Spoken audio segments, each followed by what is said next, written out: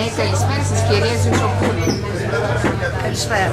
Θα ήθελα να σας ευχαριστήσω που είστε σήμερα σε αυτήν εδώ την εκδήλωση που γίνεται προς τιμή του Business Woman περιοδικού και θα ήθελα την άποψή σας σχετικά με τα 14 χρόνια παρουσίασης του περιοδικού στο χώρο.